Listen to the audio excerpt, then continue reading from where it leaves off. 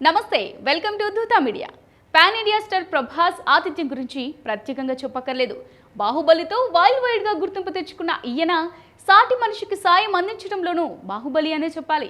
Cinema shooting సెట్లో main team కు మాత్రమే కాకుండా సెట్లో ఎంతమంది ఉంటే అంతమందికి స్పెషల్ ఫుడ్ తీసుకొచ్చే ప్రభాస్ తాజాగా అయోధ్యలో ఆతిథ్యం ఇస్తున్నారని టాక్ వినిపిస్తోంది. దీనికోసం ఇప్పటికే ట్రస్ట్కు భారీ విరాళం ప్రకటించారని, అయోధ్యకు వచ్చే భక్తులకు ఆదిపురుష్ విందు అదిరిపోతుందని ప్రచారం జరుగుతోంది. పాన్ ఇండియా స్టార్ ప్రభాస్ మంచి మనసు గురించి అందరికీ తెలిసిందే.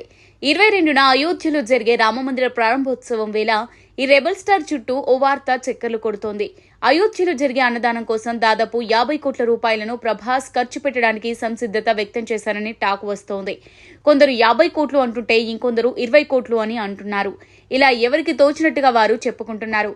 మొత్తం మీద జనాల ఆకలి తీర్చడానికి ప్రభాస్ చేస్తున్న ఈ మంచి పనితో రియల్ హీరో అంటూ డార్లింగ్ ను అభిమానులు తెగ పొగిడేస్తున్నారు. ప్రస్తుతం ఈ వార్త సోషల్ మీడియాలో ట్రెండ్ అవుతోంది. మరి దీంట్లో ఎంత నిజముందో ప్రభాస్ కు మాత్రమే తెలియాలి. ఇలాంటి వార్తలు, రూమర్ల మీద ప్రభాస్ ఎప్పుడు స్పందించింది లేదు. మరి ప్రభాస్ టీం అయిన ఈ వార్తలపై ఓ క్లారిటీ ఇస్తుందా లేదా అన్నది వేచి చూడాల్సిందే.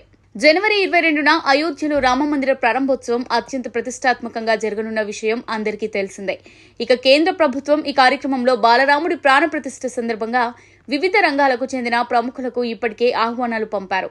టాలీవుడ్ నుంచి ప్రభాస్, చిరంజీవి, రామ్ చరణ్, పవన్ కళ్యాణ్, మోహన్ బాబు వంటి నటులు ఈ వేడుకకు హాజరు కాబోతున్నారు.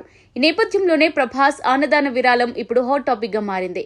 మరో 3 రోజుల్లో జరగబోతున్న ఈ వేడుకకు దేశం నలుమూలల నుంచి లక్షల మంది భక్తులు హాజరు కానున్న నేపథ్యంలో వారికి అన్నదాన కార్యక్రమం ఏర్పాటు చేసే బాధ్యతను ప్రభాస్ తీసుకున్నారని వార్తలు వస్తున్నాయి.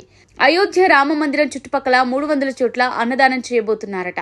దానికి అయ్యే ఖర్చు 50 కోట్లు కాగా ఆ మొత్తాన్ని భరించే బాధ్యతను ప్రభాస్ స్వీకరించారని ప్రచారం జరుగుతోంది. ఇది ఇవాల్టి స్పెషల్ ఫోకస్. మరో స్పెషల్ ఫోకస్ తో మళ్ళీ కలుద్దాం. చూస్తూనే ఉండండి దూతా మీడియా.